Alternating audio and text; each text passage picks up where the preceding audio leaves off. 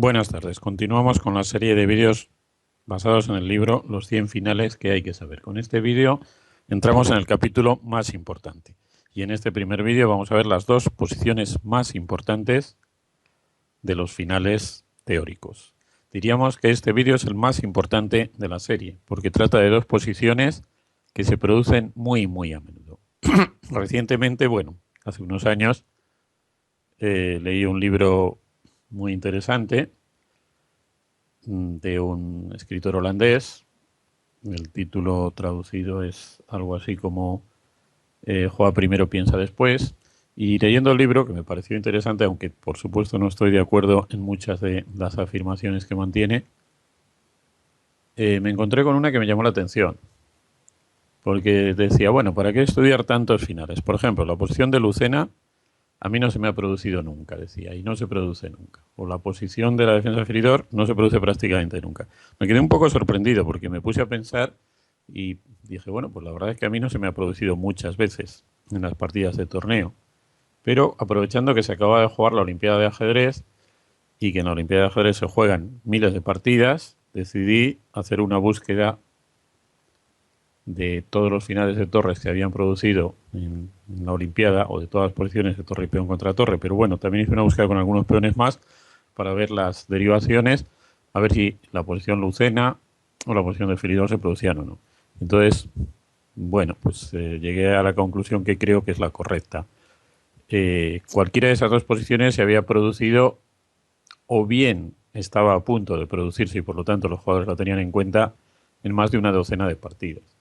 Lo que sucede es que si cogemos solo partidas de grandes maestros, los finales puramente teóricos, como la posición de feridor o la posición de lucena, que son las dos que vamos a estudiar en este vídeo, son tan conocidas que ambos jugadores las prevén y o bien la partida no continúa por abandono o uno de los dos jugadores trata de desviarse. Pero en cualquier torneo con muchas partidas podéis comprobar que hay algún momento que alguna de las partidas se encamina en esta dirección. Por lo tanto, conocer bien estas dos posiciones es fundamental. Las dos posiciones en realidad están relacionadas entre sí porque representan la situación defensiva más habitual, y cuando no se puede conseguir la situación defensiva más habitual, entonces la partida deriva a la otra posición. Es decir, cuando no se puede conseguir la posición defensiva de feridor, la partida acaba en la posición de lucena. Bien, vamos a empezar con la posición que tenemos en el tablero y con la defensa de feridor. Lo primero que debemos decir es que cuando una partida acaba en un final de torre y peón contra torre, el estudio teórico de todas las posiciones es verdaderamente amplio. De hecho, John Nunn escribió un libro completo, investigando con programas informáticos, solo sobre este final. Sin embargo, las posiciones que se suelen producir, bueno, pues ya son un grupito bastante menor. Y las podemos clasificar o dividir con bastante claridad.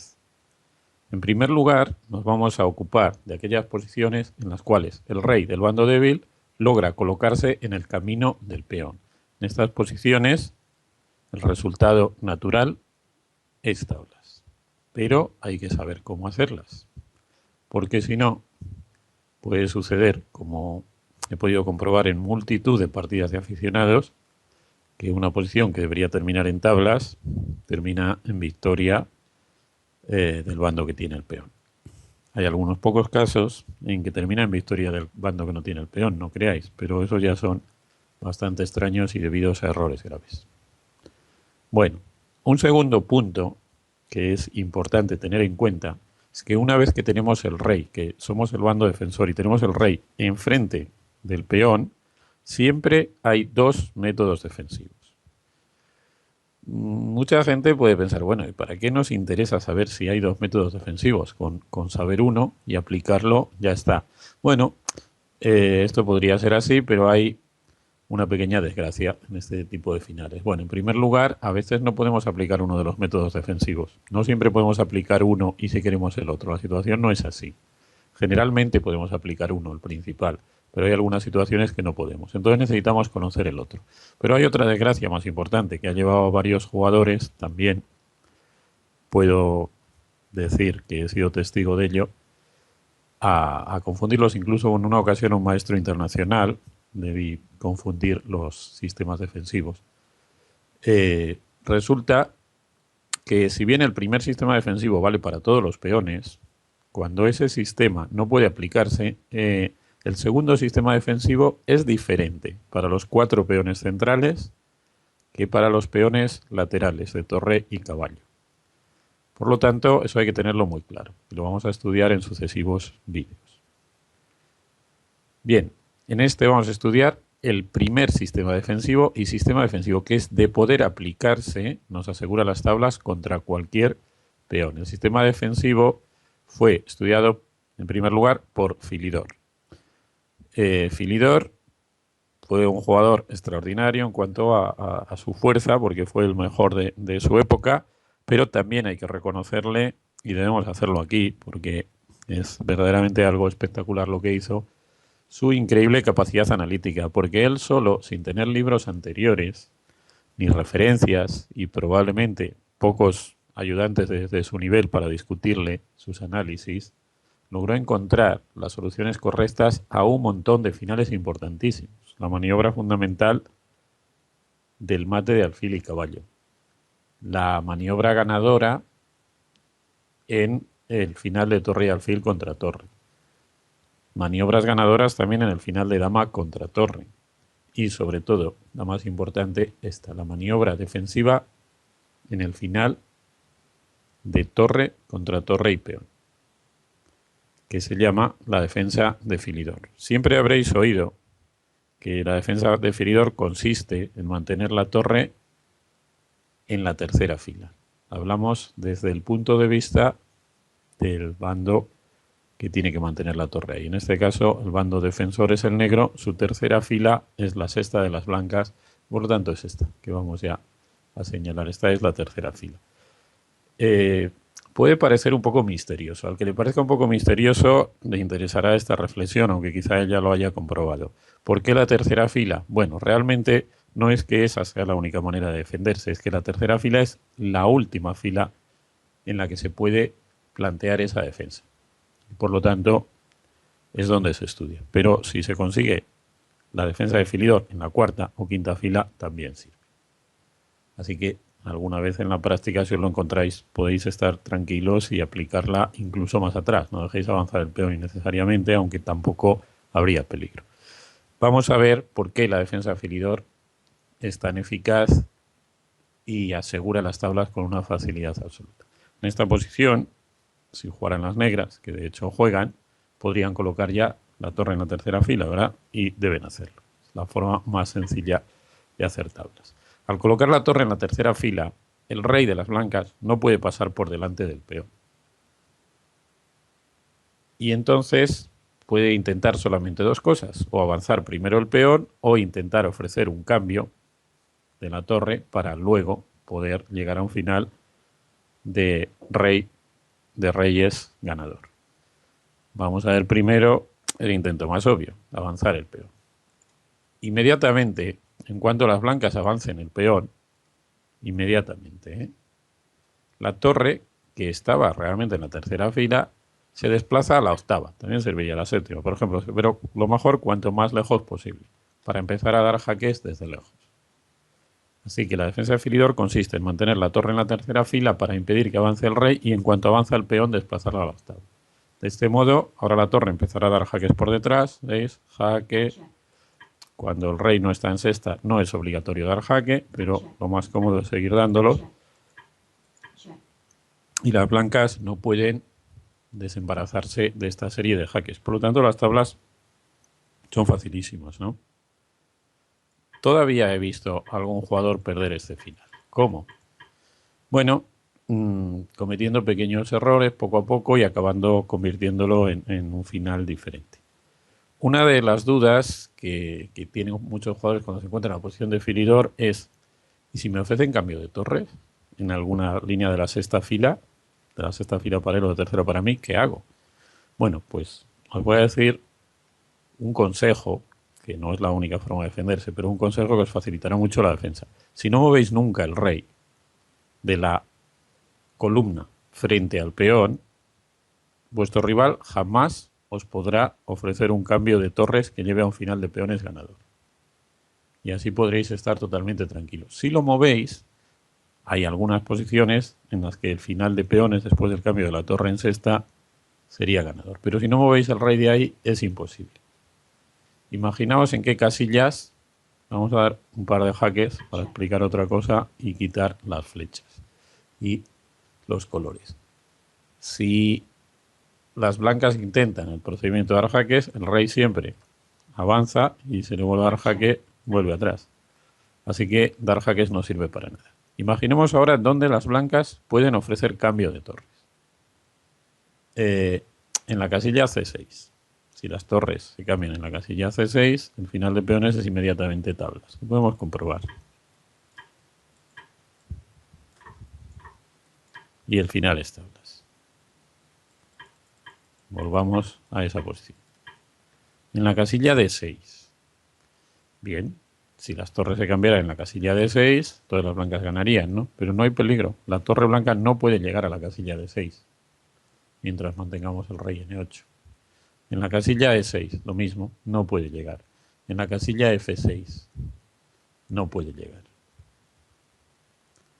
No puede llegar manteniendo al rey negro cortado en la octava. Por lo tanto, si mantenemos el rey en la columna enfrente del peón y cuando nos lo dejan mover hacia adelante, lo movemos hacia adelante, no hay ningún final de peones que perdamos. Si empezamos a mover el rey, podría haber algunas dudas. Una forma en que he visto perder este final es precisamente mover el rey, luego tener miedo de que nos ofrezcan cambio de la torre. Tercero, pensar, me van a ofrecer cambio de la torre, voy a intentar pasar a la defensa por detrás, que he oído alguna vez que también es correcta.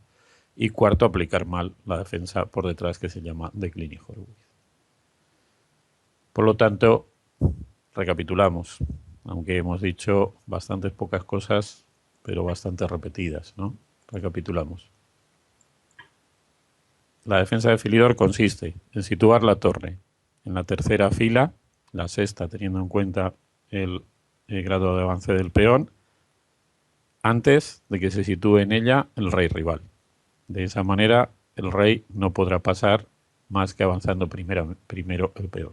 Y en cuanto avance el peón, la torre pasa a la octava. Resumiendo más, torre a la tercera, cuando avanza el peón, torre a la octava. Defensa facilísima, que se os va a producir muchas veces. Y que cuando lleguéis a grandes maestros no se os va a producir, claro, porque vais a enfrentar a rivales que ya van a prever eso también con antelación. Pero que mientras seáis jugadores aficionados o estéis progresando en el ajedrez, se os va a producir muchas veces, con el bando del peón o con el bando sin peón, y que debéis ser capaces de defender perfectamente. La siguiente posición, la segunda posición más importante. Podemos considerar que la posición de Philidor es la más importante. Y la segunda más importante es la posición que se llama de Lucena. Pero es un nombre curioso porque realmente en el libro de Lucena no aparece esta posición, pero recibió ese nombre y ha tenido éxito. Algunos lo llaman, y es un nombre más correcto y más útil, el puente. Esta posición lleva al puente. Bien, esta es la posición a la que se puede llegar si el bando débil no logra colocar su rey en la columna por la que viene el peón y el peón va avanzando al final hasta la séptima fila y tiene el rey por delante porque el rival le ha dado jaques probablemente y le ha obligado a situarse ahí. Esta posición se enseña muchas veces con el peón de caballo, porque con el peón de caballo solo hay una forma de ganar. Bueno, dentro de esa forma hay dos variantes, pero bueno, solo hay una forma de maniobrar para ganar y así pues se obliga a aprender el método, digamos, más universal. En esta posición hay más de una forma de ganar para las blancas, porque el peón no es de caballo.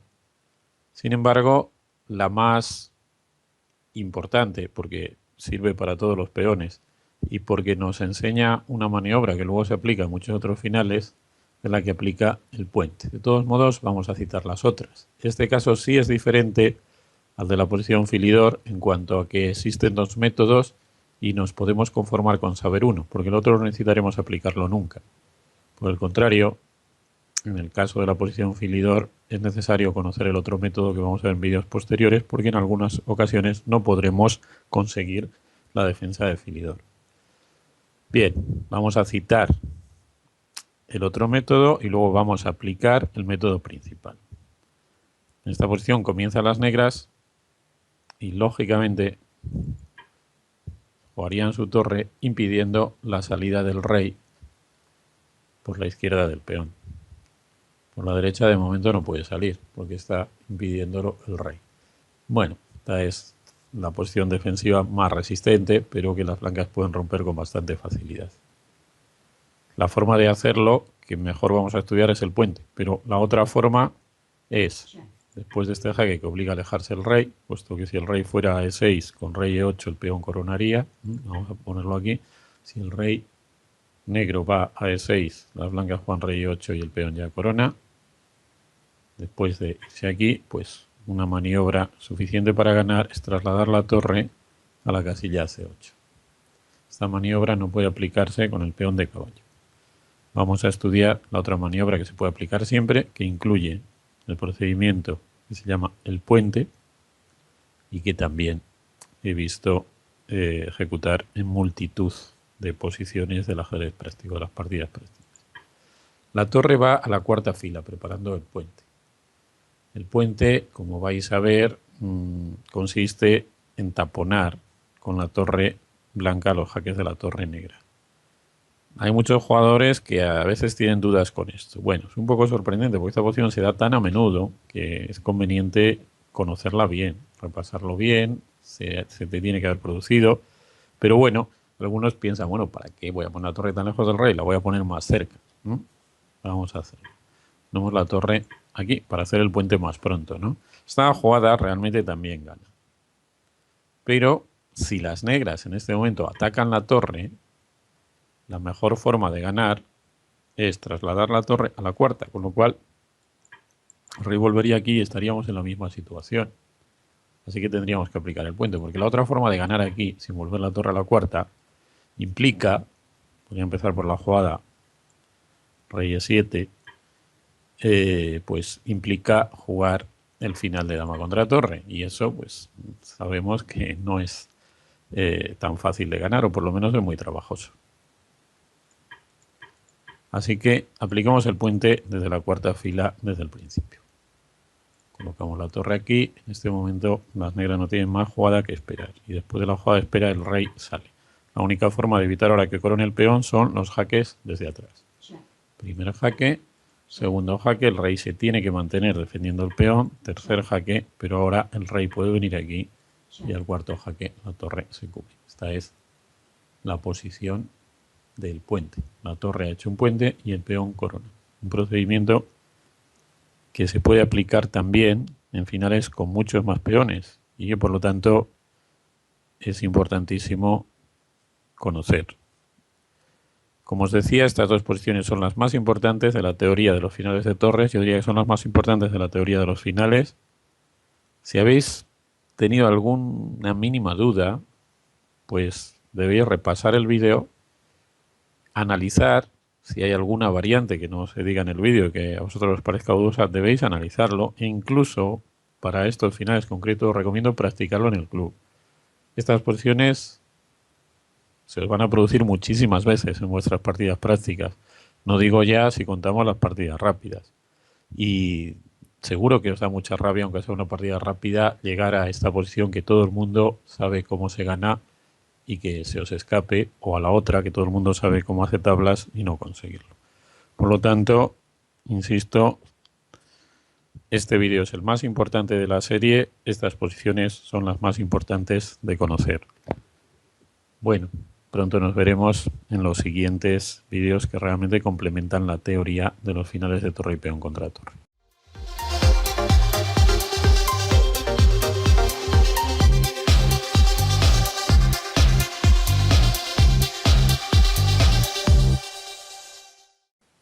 Buenos días. Vamos a continuar con el estudio de los finales teóricos basados en el libro Los 100 finales que hay que saber, y concretamente con el segundo vídeo de los finales de torre y peón contra torre. Este vídeo viene a ser la continuación del anterior. El anterior, dijimos, es el más importante. Este es muy importante por la relación que tiene con el otro. Son posiciones derivadas del anterior con alguna diferencia y se producen también mucho en la práctica. Así que es conveniente, también muy conveniente, conocer muy bien estas posiciones. En primer lugar, tenemos la primera posición del vídeo, es una posición parecidísima a la última del anterior vídeo y corresponde en el libro al final número 54, que tiene por título el lado largo, o que podríamos llamar también la efectividad lejana. Parece exactamente la posición de Lucena, ¿verdad? Pero no es así. Esta es una posición en la cual el bando sin peón puede hacer tablas, basado en una diferencia importantísima con la otra posición, que todavía no os voy a decir, aunque muchos de vosotros ya lo sabréis, claro está, pero que enseguida vamos a ver. En el otro caso, el peón era el de la columna D. También con el peón de la columna E se podría ganar con el método de Lucena si la torre de las negras o quizás su rey estuvieran peor colocados. Pero en el caso de que el peón sea, en este caso de la columna E, con el rey delante, y la torre esté en la columna A, alejada, 3 columnas entre la torre y el rey, entonces la torre consigue lo que llamamos la efectividad lejana. Esta efectividad lejana, os recalco lo de 3 columnas, porque hay muchas situaciones en que la torre da jaques desde atrás, la torre da jaques desde adelante, da jaques desde un lado. Y la efectividad se suele producir cuando hay 3 columnas en medio. Si hay menos de 3 columnas, no suelen funcionar los jaques. Pueden funcionar, depende de algunas circunstancias, pero no suelen funcionar. Y si hay 3 columnas, sí suelen funcionar. Así que 3 columnas entre la torre y el rey, efectividad lejana.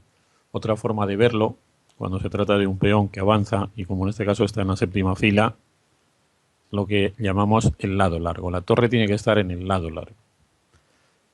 Cuando tenemos un peón, solamente un peón en el tablero, ese peón, la columna en la que está, podríamos decir que divide el tablero en 2 lados y siempre son desiguales. A pesar de que el tablero es simétrico, si ponemos un peón, los lados a la derecha y a la izquierda de ese peón o por delante y detrás no son simétricos, siempre son desiguales. Es imposible que sean iguales. Entonces siempre hay un lado largo y un lado corto. Así que es fácil reconocerlo. ¿Cuál es el largo? Pues donde hay más columnas. Y el otro es el corto. ¿Y dónde hay que poner la torre? Si podemos, en el largo. ¿Para qué? Para que tenga efectividad lejana. ¿Y para qué sirve la efectividad lejana? Es lo que por fin, después de esta amplia y pesada introducción que os he propinado, vamos a explicar ya. La torre empieza a dar jaques. Hemos dicho que la efectividad lejana consistía en que estaba suficientemente lejos para dar jaque. Da un jaque. El rey, de momento, tiene una jugada única. Otro jaque. Ahora el rey debe moverse manteniendo el peón defendido, ¿no? Bien, por ejemplo, a la octava. Otro jaque. Claro, si queremos cambiar de jugada deberemos ir a C7, ¿no? Y otro jaque. Y aquí ya vemos lo que pasa. El rey tiene que defender el peón, por lo tanto no puede acercarse a la torre. Y vemos que está a punto, ¿eh? Ya podría atacar la torre, pero no puede porque tiene que defender el peón. Y aquí vemos la efectividad de los jaques desde lejos, que llamamos efectividad lejana. Bueno, nos queda por considerar que el rey defienda el peón desde aquí. Otro jaque. Claro, todavía realmente al rey le queda un intento, que es dirigirse a la torre por otras filas en las que no esté el peón. Por ejemplo, rey C5. Pero cuando suceda eso, en ese caso, la torre se pone detrás del peón y lo captura. Aquí podemos observar con claridad que es muy importante que el rey de las negras esté en la casilla G7 y no la casilla G8, porque si estuviera en G8, las blancas con la jugada torre F8 jaque coronarían el peón.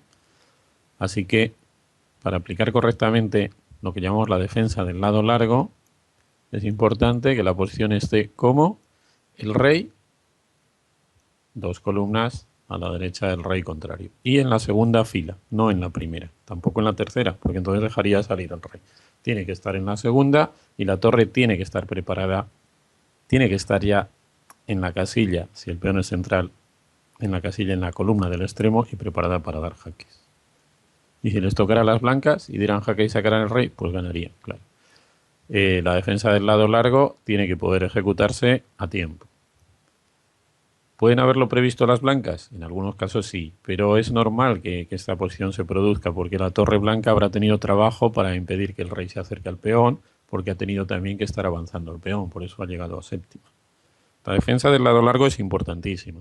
Se puede aplicar también para otro tipo de finales y con más peones, pero es importantísima desde el punto de vista teórico.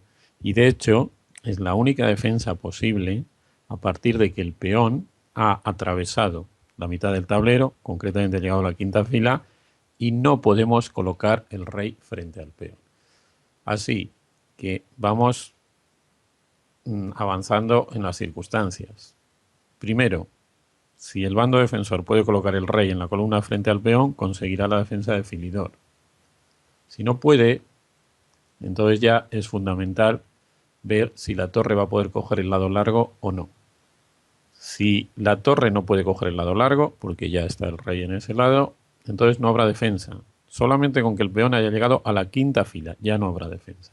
Y si la torre puede coger el lado largo a tiempo, normalmente habrá defensa. Cuanto más atrás esté el peón, lógicamente más posibilidades de que la torre y el rey se organicen para aplicar la defensa del lado largo.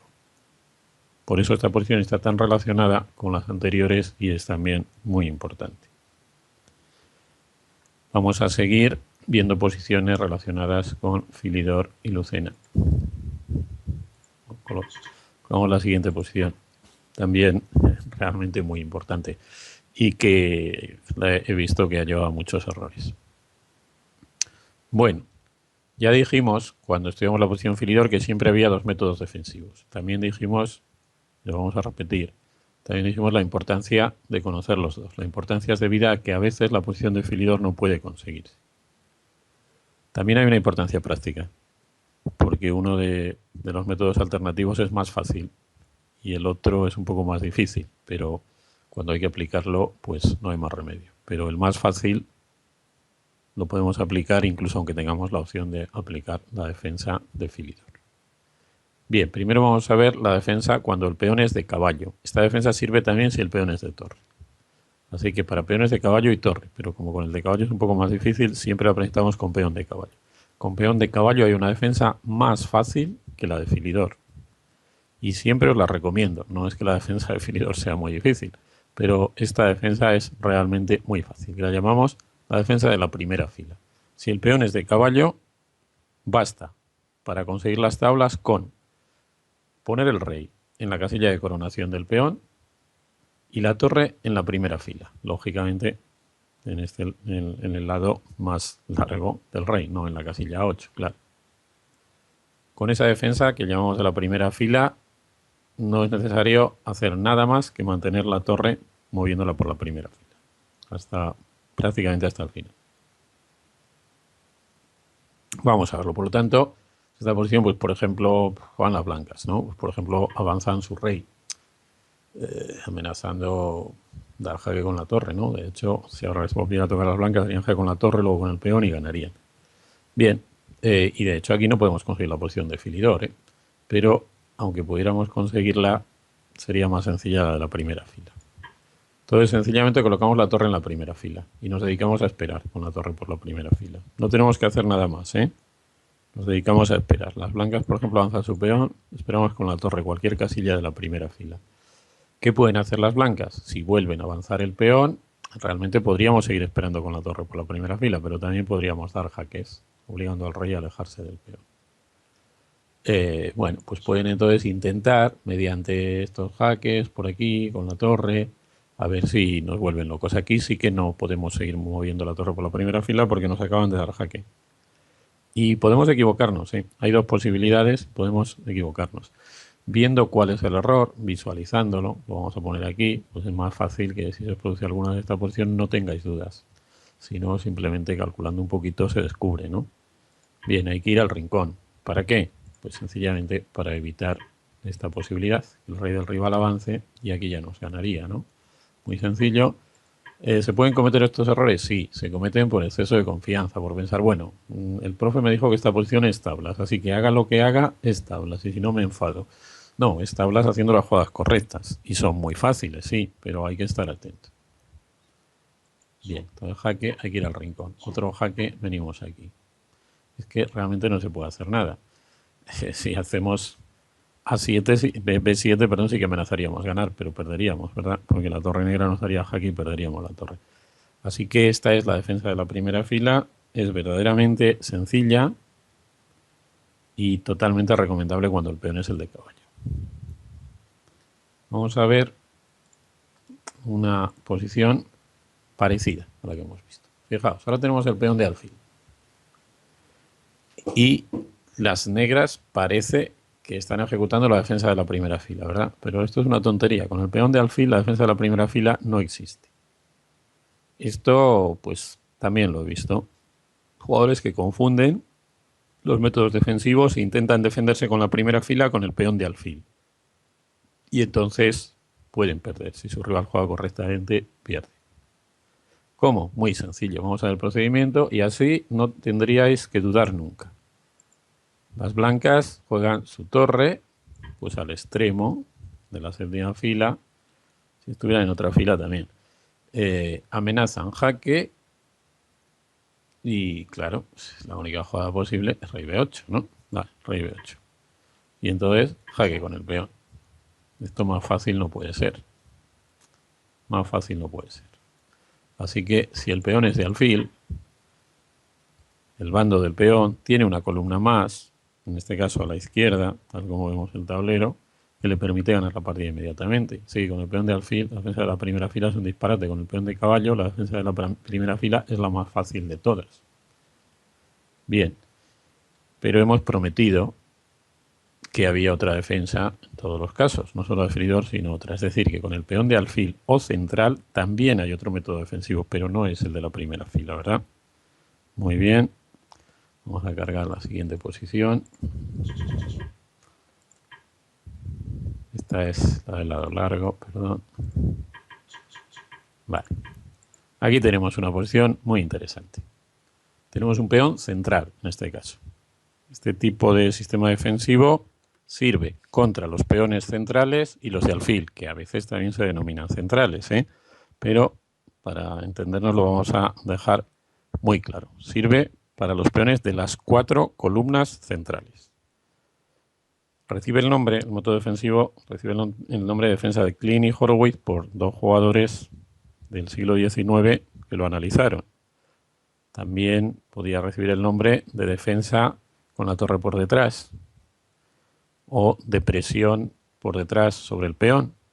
Pero bueno, es Klein y Horowitz. Una vez que lo veamos, tampoco es muy importante el nombre, sino el procedimiento. Podemos encontrarnos con esta posición. Otras similares. Nos podemos encontrar muchos jugadores, he visto, muchos alumnos míos se han encontrado a veces con estas posiciones. Y también hay alguno que se ha liado un poco con la defensa de Philidor y ha acabado aplicando la defensa de Klein y Horowitz sin querer. Pero realmente en la práctica podemos encontrarnos con una posición como esta, en la cual aplicar la defensa de Philidor sea imposible. ¿Y por qué es imposible? Pues muy sencillo, claro. Porque la torre no puede colocarse en la tercera. Y ya a la siguiente, el rey blanco va a pasar a la sexta, ¿verdad? Y claro, cuando el rey pase a la sexta, no le podemos dar jaque por detrás porque estará cubierto o se podrá cubrir por su peón. Entonces, ¿tenemos opciones de hacer tablas aquí? Sí, siempre y cuando consigamos a tiempo, si lo conseguimos a tiempo, si no, no, colocar la torre detrás del peón. Y ahora, claro, no la podemos colocar en una jugada, pero en esta posición todavía nos da tiempo. Por lo tanto, como queremos colocar la torre por detrás del peón, pues debemos hacer, lo normal es hacer torre F1. En estas posiciones, generalmente, las jugadas torre F2 o torre F3 son equivalentes, pero es absurdo, porque cuanto más lejos tengamos la torre, más cómodo será. Por lo tanto, aquí jugaremos torre F1. Y está claro lo que las blancas van a hacer ahora. Desde luego no van a avanzar el peón, porque entonces le daríamos los jaques por detrás. Ahora lo que van a hacer es avanzar el rey. Avanzar el rey a la sexta fila. Eso sí, hay dos casillas y tenemos que considerar las dos. Vamos a empezar por una y luego consideraremos la otra. Vamos a empezar por la jugada rey D6. Con esta jugada las blancas ya amenazan ganar, porque si les tocara jugar haría jaque con la torre. El rey no podría ir a E7, que siempre es la casilla ideal en estas situaciones frente al peón. Tendría que ir a F7, entonces vendría jaque con el peón. Y luego ya, dependiendo de dónde vaya el rey, pues en cualquier caso el peón se habría asegurado seguir avanzando y acabaría coronando. Bien, en este momento las negras tienen un método defensivo que puede parecer estrecho, pero que luego en realidad el procedimiento es muy sencillo. La única jugada que mantiene las tablas es colocar la torre detrás del peón. No dar jaque, ¿eh? Si damos jaque, el rey nos amenaza mate. Y entonces ya, a la siguiente jugada, realmente con un análisis relativamente complicado, ya, por supuesto, a la siguiente jugada no nos podemos colocar detrás del peón, debemos evitar el mate y estaríamos perdidos. Como veremos luego, si las blancas hacen rey E6, es importante en ese caso tener la torre en la columna F. Bueno, el caso es que ahora tenemos que colocarnos detrás del peón. Nos colocamos detrás del peón. ¿Y qué pueden hacer las blancas para progresar? Nos podrían dar jaques con la torre o colocar el rey en E6. Digamos que tienen tres piezas para mover. Descartemos el avance del peón, que es absurdo porque le empezamos a dar jaques. Veamos el jaque con la torre. Tenemos una sola jugada. Y ahora comprendemos esta posición, hay que visualizarla bien, es muy importante. Os podéis parar aquí, podéis incluso parar el vídeo y observar bien esta posición, porque es muy importante. La torre y el rey impiden el avance del peón a la sexta fila, que le permitiría posteriormente seguir avanzando. Las dos piezas están coordinadas para impedir eso. Y prácticamente no hay forma para las blancas de progreso más que volver a dar jaque con la torre, ¿no? Pero claro, jaque con la torre y el rey vuelve a la misma casilla. No hemos progresado. Solo nos queda un intento. Vamos a hacerlo. Podríamos perder tiempos con la torre, pero bueno, lo podemos considerar luego. Si las blancas pierden tiempos con la torre, las negras también. Finalmente, el único intento. Poner los reyes enfrente y amenazar mate. Es el momento de mayor nerviosismo, ¿no? En esta posición, verdaderamente con el peón central, el rey de las negras consigue tablas moviéndose a cualquiera de los dos lados, pero solo vamos a estudiar uno de los dos porque es siempre el mejor, tanto si el peón es central como si es de alfil. Siempre consigue tablas, con el peón de alfil el otro movimiento del rey no consigue tablas y además en este caso consigue tablas de forma más sencilla. Entonces, para no equivocarse, debemos mover el rey siempre a uno de los lados. ¿A cuál? Es fácil recordarlo. Acordaos que dijimos que la defensa única, cuando el peón pasa a la quinta fila y nos hacen apartar el rey de la columna delante del peón o no lo tenemos delante del peón, es el lado largo, la efectividad lejana. Por lo tanto, en el futuro no sabemos cómo todavía. En el futuro la torre va a tener que tomar el lado largo. Por lo tanto, el rey debe ir al lado corto para no obstaculizar a la torre. Es muy sencillo. Siempre que podáis, id con el rey al lado corto. Eso nos va a perjudicar. Ir al lado largo con el rey alguna vez todavía consigue tablas, como sería en este caso, pero no lo vamos ni a estudiar. No merece la pena. Entonces iremos con el rey al lado corto. Muy bien. ¿Qué progreso pueden tener ahora las blancas? Vamos a ver que precisamente por estar la torre detrás del peón no pueden hacer rey de 7, porque caería el peón. Entonces es muy lógico pensar que lo que van a hacer es dar jaque con la torre. Vale, dar jaque con la torre y el rey viene aquí. Y ahora tienen que mover la torre, claro. Vamos a suponer que mueven la torre a la otra esquina del tablero. Si mueven la torre a la otra esquina del tablero, o a cualquier otra casilla que no sea la que defiende el peón, que es la última que vamos a analizar, las negras sencillamente esperan. Vamos a suponer, mueven su torre aquí esperando. Esperan con la torre. Las blancas, por ejemplo, pueden dar jaque. Entonces el rey intenta colocarse delante del peón. Otro jaque aquí. O sea que dando jaques no vamos a ninguna parte. finalmente las blancas intentarían la única forma de progresar, que es apartar el rey para avanzar el peón. Y justo en ese momento debemos hacer la jugada que nos lleva a una posición que os dije antes, que incluso pararais el vídeo, la visualizarais bien. Colocando el rey en coordinación con la torre, el peón no puede avanzar. Si ahora, por ejemplo, las blancas dieran jaque, volveríamos a la casilla donde ya estábamos antes. Y si nos amenazaran mate, saldríamos por el lado corto y estaríamos en lo mismo. Bueno, ¿hay algún otro intento por parte de las blancas para ganar esta posición? Sí, el único intento, colocar la torre de tal manera que defiende el peón y que amenaza relativamente, pero bueno, amenaza progresar con rey D7. En el momento en que la torre se sitúe justo en la columna del peón, las negras no tienen una jugada única para hacer tablas, tienen más de una, pero lo más eficaz y más sencillo es que inmediatamente, en ese momento, tomen el lado largo, a la mayor distancia posible. Es decir, en ese momento alejen la torre y se preparen para dar jaques laterales. De tal manera que si ahora las blancas no mueven la torre, que es lo último que vamos a analizar, pues van a recibir jaques indefinidamente. Claro, lo lógico ahora es que las blancas digan, pues me voy a cubrir con la torre y la pongan, por ejemplo, en D8 o en C8, ¿verdad? Porque también se podría cubrir. Bueno, pues ya me voy a cubrir con la torre. Si hacen esto, obviamente las negras tienen más de una jugada para hacer tablas. Pero lo más sencillo es que inmediatamente vuelvan a situarse detrás del peón y no le dejen avanzar.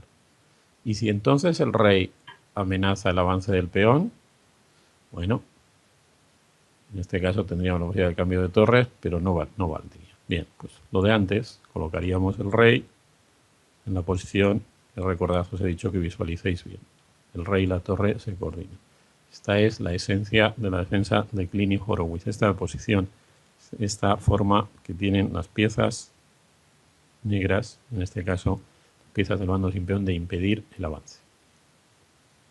Con esto creo que hemos explicado con toda claridad la defensa de Klein y Horowitz, que es muy importante, porque son muchas las posiciones en las cuales no es posible conseguir la defensa de Philidor, y entonces es importante conocer que existe una defensa alternativa. Vamos a resumir, vamos a hacer una especie de recordatorio, cómo defenderse y en qué casos es eficaz cuando tenemos rey y torre contra rey, torre y peón. El bando que se defiende, lo primero que tiene que intentar, ver si puede conseguir, es colocar el rey frente al peón, en la misma columna. Si coloca el rey en la columna por la que viene el peón, ya en el 90% de los casos es tablas. Una vez que ha colocado el rey frente al peón, tiene que considerar dos sistemas defensivos. Hay uno que sirve siempre, el de Philidor, que es poder llevar la torre a la tercera y cuando el peón avance, la torre va a la octava. Pero si no se puede conseguir el de Philidor, siempre hay otro sistema defensivo, pero ese sistema defensivo es diferente para los 4 peones centrales que para los 4 peones laterales, los de torre y caballo de los dos lados. En el caso de los finales de los peones de torre y caballo, la mejor defensa, incluso más sencilla que la de Philidor, es la defensa de la primera fila. En el caso de los peones centrales, la defensa alternativa a la de Philidor, un poquito más difícil, pero que realmente si la conocemos bien no tiene ningún problema, es la defensa de Klein y Horowitz. Si el bando defensivo no consigue estas posiciones defensivas, lo normal es que el peón llegue a la séptima fila y lo normal también es que su rey esté situado delante. En ese caso, lo único que puede salvar al bando que no tiene peón es la defensa del lado largo. Si tampoco consigue esto, entonces se ve sometido al procedimiento del puente, la posición lucena, procedimiento del puente, y el bando del peón gana. Bueno, con estos dos vídeos hemos repasado los finales más importantes de torre y peón contra torre. Son los dos vídeos que más os recomiendo comprender bien. Los podéis ver las veces que haga falta y analizar esas posiciones las veces que haga falta. no os va a resultar un esfuerzo inútil, todo lo contrario. Va a ser una de las inversiones en estudio de ajedrez más útiles para conseguir resultados de todas las que hagáis en vuestra vida. Bueno, nos seguiremos viendo en los siguientes vídeos de los finales de torre y peón contra torre.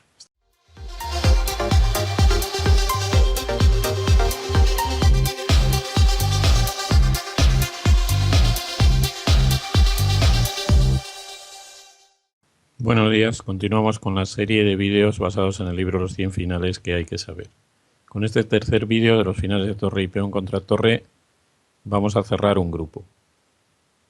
Como ya dijimos en los dos anteriores vídeos, esta parte inicial del capítulo de torre y peón contra torre es la más importante. Considero las posiciones las más importantes porque son las más frecuentes en toda la teoría de finales.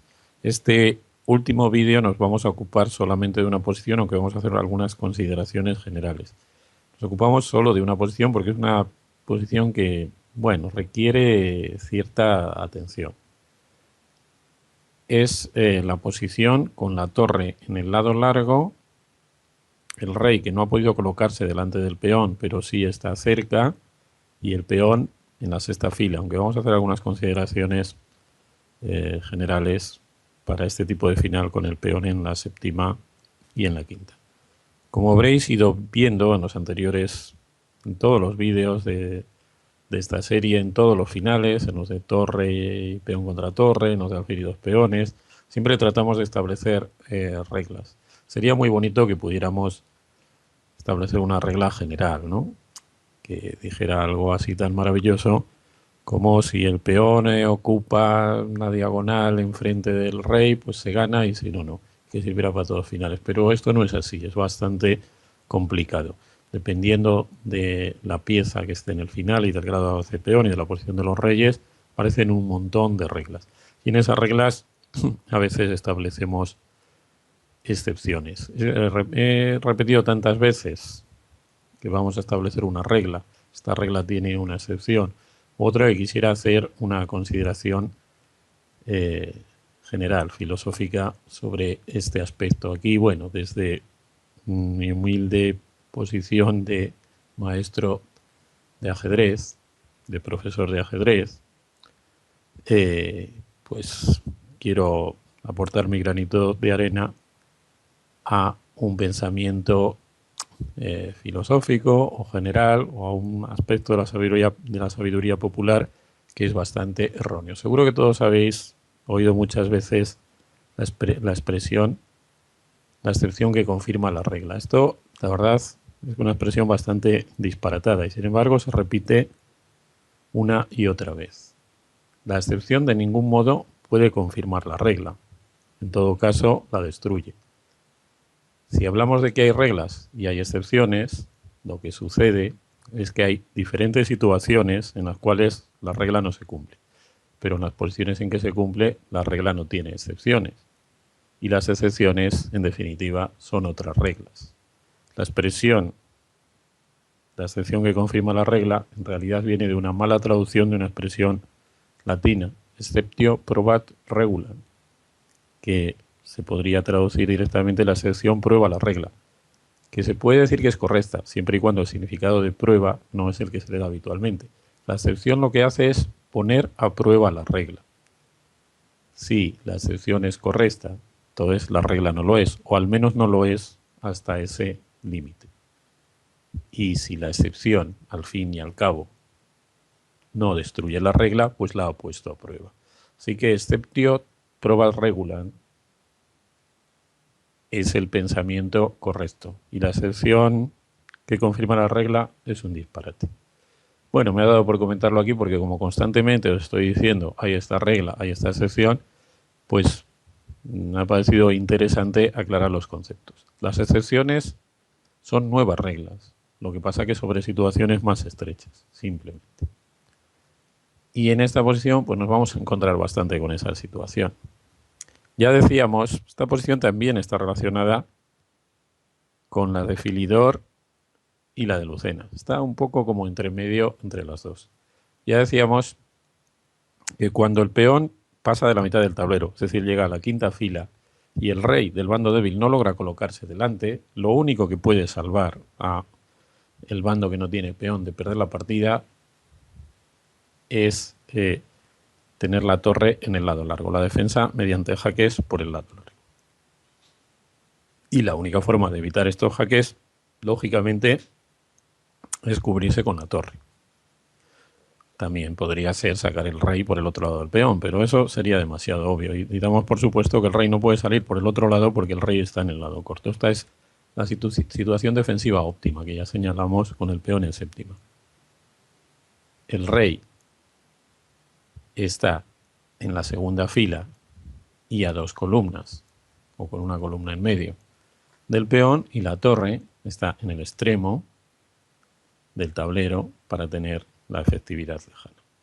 Esta posición, realmente cuando hice el libro yo no era consciente de la importancia de esta posición. Después de que uno de mis alumnos perdiera en esta posición, bueno, me dio por hacer un estudio en las bases de datos y pude extraer varios cientos de posiciones con el peón de central y con el peón de alfil, que es donde la posición es interesante. Porque si el peón es de caballo, lógicamente no hay espacio por el lado corto. Entonces, con el peón de caballo no tiene sentido hablar del lado corto y lado largo porque el rey y la torre tienen que estar en el mismo lado, el largo. Por el corto no cabe ninguna pieza. Entonces, con el peón de alfil y central es cuando adquiere sentido la expresión lado corto y lado largo. Bueno, cuando tiene cierta aplicación práctica, podemos decir. Bueno, pues hice un estudio. Miré todas las posiciones que aparecían en las bases de datos. Supongo que eliminé algunas con algunos criterios, pero no desde luego lo de los rivales. Y al final fui analizando esas posiciones, las analicé casi todas, aunque realmente es un trabajo de chinos. Pero bueno, una vez que te entretienes y vas viendo que es muy divertido, las analicé casi todas. Y prácticamente en todas las posiciones, en un porcentaje altísimo, había errores de los que hacen cambiar la evaluación de la posición de ganada a tablas o de tablas a ganada. Incluso en las partidas de grandes maestros, por supuesto, había menos errores, pero había errores. Así que este final es muy frecuente que haya errores. Bueno, lo que os he dicho de que analicé nada más, esto igual casi no os lo creéis, pero lo que sí os creeréis, porque lo podéis comprobar fácilmente, es que el mismo Carlsen perdió esta posición. Y la perdió con el error típico de estas posiciones. Creo que era con el peón de alfil, pero el desarrollo es el mismo, con algunas diferencias que también vamos a señalar. Cuando lleguemos a ese error os lo volveré a recordar. Bueno, tenemos esta posición. Hemos dicho, la situación de las piezas negras es la idónea. Y de hecho, la posición es tablas. Les toca a las blancas. Vamos a ver cómo pueden intentar algo para ganar. La jugada más lógica, pues parece que es ofrecer cambio de la torre en la octava fila para poder ir progresando, pero vamos a considerar otra posibilidad, solo otra, porque es que realmente no hay muchas más. Y las otras, las de mover la torre por la séptima, pues las vamos a considerar en algunas variantes. Pues la otra posibilidad sería mover el rey y dar jaque. En ese caso, bueno, pues resulta que el rey negro se mete y se va a poner delante del peón, ¿eh? Va a ser imposible evitar ahora que el rey se ponga delante del peón. Y si hacemos algo como jaque para luego amenazar, pues la torre negra está suficientemente bien colocada para defenderse bien mediante jaques laterales. Por supuesto, en este caso sería lo más fácil. Pero aunque no tuviera los jaques laterales, también se defendería mediante el jaque frontal. Así que esto, por más que momentáneamente nos haya podido parecer agonizante, no plantea ningún problema. Vamos a ofrecer inmediatamente el cambio de torre en la octava. O sea, torre de 8. ¿Qué deben hacer en este caso las negras? Está claro que no pueden cambiar torres porque el peón coronaría, así que es casi evidente pensar que deben dar jaque. Y así es, deben dar jaque. Y ahora, pues en realidad nos vamos a encontrar enseguida con que las blancas deben repetir la posición. Porque si avanzan el rey, entonces el rey negro sale a atacar el peón y se lo come, ¿verdad? No hay manera aquí de defender el peón. Si se defiende con torre de 6, torre de 7 jaque y nos comemos el peón. Y si el rey viene hacia atrás, pues sigue recibiendo jaques. Así que no hay ninguna eficacia en este procedimiento. Por lo tanto, vamos a volver a este momento. Las blancas, lo normal es que vuelvan con la torre y repitan la posición. En estos casos, esto ya es una recomendación general. Cuando tenemos un sistema, cuando lo estamos defendiendo, siempre es más incómodo. Siempre la defensa es muy incómoda, aunque sea segura. De hecho, eso es lo que lleva a esas situaciones tan tontas de los jugadores que se están defendiendo en esta posición, en una posición cualquiera, y ofrecen tablas. No debes ofrecer tablas cuando te estás defendiendo. Debes demostrar que sabes defenderte y esperar a que tu rival, que es el que tiene la ventaja, admita que la posición es tablas. Es cierto que a lo mejor te ofreces tablas 7 veces y le aburres y hasta se equivoca, pero no es un procedimiento recomendable. Lo correcto cuando estás inferior es no ofrecer tablas, sino demostrar que puedes defenderte. Y, por supuesto, mantenerse paciente y alerta. ¿Cuál es el consejo que os iba a dar en esos casos? Pues sencillamente, si ya tienes un método defensivo que ya has aplicado durante unas jugadas o durante unas horas, pues seguir manteniéndolo. Mientras el rival no te demuestre que ese método defensivo no funciona, tú lo mantienes. Por lo tanto, ahora volvemos a la casilla donde ya estábamos. ¿Qué pueden hacer ahora las blancas? Bueno, podrían mover la torre por la séptima fila. Vamos a hacer. Primero vamos a mover la torre por la séptima fila y luego vamos a regresar también a esta posición. Por ejemplo, pues ponen la torre en C7 o en B7. Lo más sencillo para las negras entonces es esperar con el rey. En este caso, el rey, cuando el peón está en sexta, tiene la misma eficacia en la casilla G7 que en la casilla G6. Y si el peón fuera de alfil, en la casilla H7 que en la casilla H6. Así que ahí puede estar tranquilo. Porque si la torre rival se prepara a darle jaques laterales o mate, en el caso de que el peón fuera de alfil, siempre la torre defensora puede dar jaques primero, ¿verdad? O sea que no hay peligro. Bien, entonces, pues por ejemplo, aquí haríamos rey G6, digo por ejemplo, porque hay otras jugadas posibles, él acabaría volviendo a esta casilla y volveríamos a estar aquí. Y ahora vamos a hacer ya por fin la jugada peligrosa para las negras, la jugada que le hizo Aronian a Carlsen y que hizo que Carlsen se equivocara. La jugada a la que debéis estar atentos, que es colocar la torre en D6, en la sexta fila al lado del peón. Esto puede parecer misterioso, pero en cuanto veamos las siguientes jugadas lo vamos a entender. En este momento solo hay una jugada que hace tablas. Por lo tanto, aquí hay que tener un cuidado máximo. Esta es otra posición que debéis visualizar claramente. Es más, os voy a quitar los colorcitos, vamos a poner la posición y también os recomiendo incluso que paréis el vídeo y miréis esta posición atentamente. Esta posición es muy peligrosa. Muchísimos jugadores se han equivocado aquí. Entre ellos Carlsen. Seguro que encontraría algún otro jugador muy fuerte, pero bueno, seguro que no encontraría otro que haya tenido tanto elo como Carlsen, ¿verdad? Bien, aquí la única jugada que mantiene la posición defensiva es el rey a G6. Esto es fácil de aceptar, puesto que hemos dicho que la torre en el rincón está en su posición ideal y que el rey, con el peón en sexta, tiene la misma eficacia que en G7 que en G6. De hecho, si estuviera en G6, la jugada correcta sería rey G7. Pero lo importante es ver por qué fallan otras jugadas. Y si tuvierais esta posición con blancas, lo recomendable es que en algún momento lleguéis a esta posición, y de hecho lo recomendable es que no lo hagáis a la primera, sino primero quemaréis un poco a vuestro rival. Esto no está feo, así como lo que he dicho antes de ofrecer tablas cuando está inferior, se puede considerar una forma de proceder relativamente incorrecta, tampoco terriblemente incorrecta, pero relativamente incorrecta, dar vueltas para intentar acabar con la resistencia del rival y no ir directamente al objetivo es algo absolutamente correcto. Entra dentro de las ideas deportivas más elementales. Bien, vamos a ver ya de una vez los posibles errores de las negras y sobre todo el error más obvio, que es el que suele cometer. Pero bueno, los otros pasa lo mismo, ¿eh? Bien. Las negras aquí la tentación es dar jaque. De hecho, Carlsen dio jaque y sin esperar la respuesta de su rival abandonó, creo, ¿eh? Parece que eso es lo que dicen las crónicas. Yo no estaba delante. Esta jugada ya es perdedora, porque ahora Las blancas van con su rey a la octava. Una vez que tiene el rey a la octava, amenazan avanzar con el peón. Y luego apartar el rey, o si ya está en jaque, cubrirse con la torre y finalmente coronar el peón. Claro, ¿qué pueden hacer aquí las negras? Hay dos jugadas que pueden parecer lógicas, aunque rápidamente vemos fallo. La más fácil de refutar sería el rey aquí. Esta es la jugada que antes hacía tablas inmediatamente con la torre en D8. Y por supuesto hace tablas con la torre en cualquier sitio que no sea la sexta fila. Pero aquí no. Precisamente este es el objetivo de poner la torre en la sexta fila, eliminar esta defensa. Porque ahora el peón avanza con jaque y el rey no puede mantenerse atacando al peón. Con lo cual, a continuación, las blancas van a seguir progresando.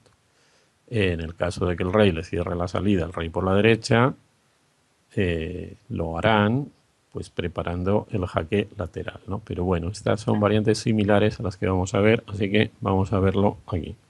Bien, la otra jugada posible en esta posición, aparte de rey G6, sería volver a dar jaque, claro. Y claro, la jugada tiene que ser cubrirse, porque si no estaríamos regresando a la posición anterior. Claro, efectivamente, ahora nos cubrimos. Nos cubrimos. ¿Y qué hacen ahora las negras? Porque si cambian torres, el peón corona inmediatamente, ¿no? Pues lo que harán, lógicamente, pues será sacar la torre, pues por ejemplo, aquí. Entonces el peón avanzará. Ahora, por ejemplo, el rey ataca al peón. Hay que dar el jaque, que ya dijimos antes. Y ahora pues el rey parece que lo mejor es que vuelva aquí para impedir que el rey salga por aquí, ¿no? Y entonces ahora la torre blanca se preparará a dar un jaque que permitirá al rey salir. Y cuando el rey salga por ese lado, el peón coronará. Bueno, ahora podemos dar jaques, ¿no? Pero ahora el rey sale, un nuevo jaque, el rey sale, un nuevo jaque, y la torre se cubre. Y ahora el peón corona inevitablemente. Así que mucho cuidado. El procedimiento con más posibilidades de éxito es meter al rey en la octava, pero para meterlo necesitan tener la torre en la sexta fila para evitar la reacción del rey que se comería el peón. Volvemos a este momento crucial. Mucho cuidado con la jugada de la torre al lado del peón en la sexta fila. Torre de 6, si el peón es el de torre E6, si el peón es el de F. Este es un solo final, el que hemos visto en este vídeo, pero como veis, realmente peligroso. Todavía nos queda ver una variante, que es si en este momento las negras piensan, se dan cuenta que no deben dar jaque y no se les ocurre que la pérdida de tiempo tiene que ser con el rey, intentan hacerla con la torre. Si la torre se va por la primera fila, la jugada rey 8 sigue siendo eficaz. Y si la torre abandona la casilla del rincón, entonces resulta que la torre blanca toma la columna del rincón. Y a partir de aquí, la torre negra pierde la efectividad lejana. Hay que tener en cuenta que si el peón fuera de alfil, esto no sería así, porque incluso desde la columna B habría 3 columnas de separación y por lo tanto la torre negra seguiría teniendo la efectividad lejana, que ejecutaría en cuanto las blancas prepararan la maniobra ganadora, que sería preparar el jaque lateral en la casilla G1 o G2, ¿no? Por lo tanto, con el peón de alfil hay alguna posibilidad defensiva más. Sin embargo, algunos de los errores que se cometen con el peón central también se cometen con el de alfil y también tienen el mismo resultado. Vamos a analizar ahora lo que pasa en la siguiente posición, que realmente vendría de aquí. Vamos a ver lo que pasa cuando la torre ha perdido la efectividad lejana. En el caso de que la torre pierda la efectividad lejana, el peón, la posición, acabará en la posición de Lucena. Si el peón es de alfil, perder la efectividad lejana consistiría, es casi imposible, ¿no? Porque siempre tendrías o una columna u otra. Consistiría en estar en la columna de alfil. Tendría que ser probablemente por un error o por una situación inicial muy extraordinaria. Pero si el peón es central, perder la efectividad lejana significa sencillamente perder la columna del extremo. Entonces, las negras, en ese caso, perderán. Todavía el procedimiento para ganar pues, requiere cierta sutileza. En primer lugar, hay que dar jaque con el rey. Luego veremos por qué no sirve ir inmediatamente a dar jaque con la torre, la primera fila, que parecería lógico que debería funcionar. Damos jaque con el rey. Entonces, claro, el rey de las blancas, pues lógicamente se acercará al peón. ¿Por qué no se acerca al peón por la primera fila? Pues porque entonces sigue rey a d7 y las negras están en una posición de zozobra. Cualquier jugada que hagan les perjudica. La torre no puede mover. Si sale de la primera fila, la torre blanca daría jaque. Si el rey se aleja, entonces la torre blanca, bueno, si el rey se aleja, vamos a llegar a la misma posición que vamos a llegar con la jugada rey f6. Esta es una posición realmente difícil, porque de hecho se ha producido en varias partidas históricas y también se han cometido muchos errores, porque en la primera parte del procedimiento por parte de las blancas consiste, a pesar de que la torre ha perdido la efectividad lejana, hay que ceder a las negras el movimiento todavía. Entonces la primera parte, las tres primeras jugadas consisten en ceder el turno de juego a las negras. Por eso damos al jaque aquí y da igual que el rey venga aquí que a f8, después de rey e7 vamos a llegar a la misma situación. Ahora las blancas juegan aquí y las negras no tienen más jugada útil que llevar el rey a la casilla g7 y seguir esperando, porque no pueden sacar la torre de la primera fila. Y entonces las blancas juegan su rey aquí. Ahora las negras tienen que mover. Y tienen dos posibilidades. La más lógica, en vista de todos los finales que hemos visto anteriormente y de todos los análisis, sería mover el rey a g6, que es una posición perfectamente eficaz en casi todos los casos, pero justo si ha perdido la efectividad lejana, no. La otra posibilidad pues sería mover la torre por la columna B. En este caso, moverla por la primera fila le impediría estar preparado para dar jaques. Por ejemplo, lo movemos aquí, entonces la torre blanca se prepararía para dar este jaque y la torre negra no puede hacer lo propio. Y tampoco es muy eficaz ponerlo en la casilla C8 porque al primer jaque el rey se le echaría encima. Así que parece que la jugada podría ser, en este caso, la única que resiste un poco, torre B1. Pero entonces inmediatamente las blancas se hacen con la octava fila. Primero le han quitado la columna A y ahora la octava fila. Con la torre en la octava fila, el peón tiene un apoyo para avanzar. Vamos a ver ahora que al no estar la torre suficientemente lejos, no hay efectividad lejana y los jaques no funcionan. Jaque, aquí, jaque, aquí. El peón está amenazando avanzar y si acercamos el rey, la torre le daría jaque y después el peón avanzaría, y si damos otro jaque, incluso la situación es más sencilla porque el rey ataca la torre y si nos ponemos delante del peón, el rey vuelve a atacar la torre. Ahora es muy sencillo, si la torre se aparta, el peón avanza, ya no hay manera de evitar que vaya a octava. ¿Veis? Esta es la enorme ventaja de tener la torre en la octava. Vamos a volver un poquito hacia atrás.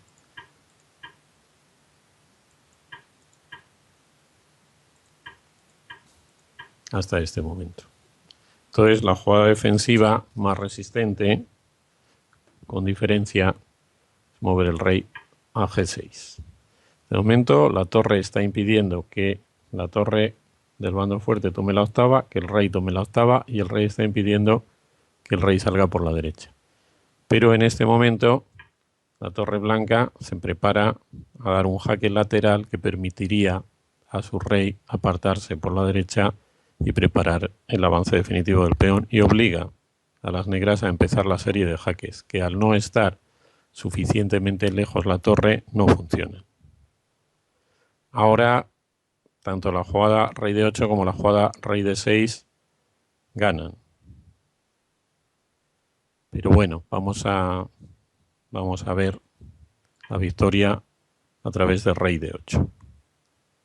Sigue torre b8 jaque Si no, el peón avanzaría, rey c7. Y ahora, por ejemplo, claro, ya no se puede dar más jaque. Si la torre se sitúa delante del peón, el rey atacaría la torre y después el peón avanzaría. Todavía queda la opción de alejar la torre, en este caso hasta la casilla b2, para luego dar jaques. Pero justo en este momento la torre blanca se sitúa detrás del peón y el peón está preparado para avanzar los dos siguientes pasos hasta coronar. Y aquí es donde vemos la gran diferencia y la necesidad de haber perdido un tiempo para que el rey, en vez de estar en la casilla G7, esté en la casilla G6, porque si estuviera en la casilla G7 ahora jugaría rey F8 y a E7 se colocaría delante del peón. Y al estar en la casilla G6 no puede impedir el avance. Esto marca una diferencia crucial y es lo que hace que en la posición inicial, que vamos a colocar ahora, si lo hubiéramos explicado desde el principio, pues realmente hubiera costado de entender. Eso es lo que hace que en la posición inicial coger la torre para dar jaque lateralmente y luego avanzar el peón no funcione, porque la torre negra no tiene una efectividad lejana absoluta, podemos decir, pero tiene la suficiente para empujar al rey blanco lejos del peón, luego venir aquí y ahora estar amenazando acercar el peón. Y si el rey se acerca al peón, le vuelve a dar jaque, ¿no? Así que, bueno, en este caso ya se comería el peón. Entonces rey aquí, la torre se alejaría. Y, bueno, pues las blancas tienen aquí las opciones naturales. Dar jaque permitiría al rey acercarse al peón. Ponerse detrás del peón permitiría al rey también acercarse al peón y ponerse delante. Y por último, cortar el rey, que puede parecer la más lógica, cortar el rey. Entonces, realmente la torre tiene una efectividad lejana que le va a permitir tomar otra efectividad lejana, es curioso. Empieza a dar jaques desde lejos, jaque, jaque, claro, el rey tiene que defender el peón, bueno, pues jaque, jaque, jaque, y finalmente el rey dice, bueno, pues tendré que ponerme delante, ¿no? Y ese es el momento en que la torre, plaf, recupera la efectividad lejana, gracias a que el peón todavía estaba un poquito más atrás, no estaba en la séptima fila, porque si llega a estar en la séptima fila, ahora con el jaque de la torre blanca se ganaría. Bien, solo un final, como hemos dicho, solo un final, el peón central en sexta, muy complicado, que lleva muchos errores. Este es un vídeo complicado, podemos decir. Tiene cierta importancia, puesto que hemos visto que mucha gente se ha equivocado en esta posición, pero no tanta como los dos anteriores, que marcan la mayoría de posiciones del final de torre y peón contra torre. Después de estos pasaremos a las posiciones donde el rey del bando débil está cortado del peón, que también son muy interesantes. Bueno, pues espero que nos veamos en los próximos vídeos.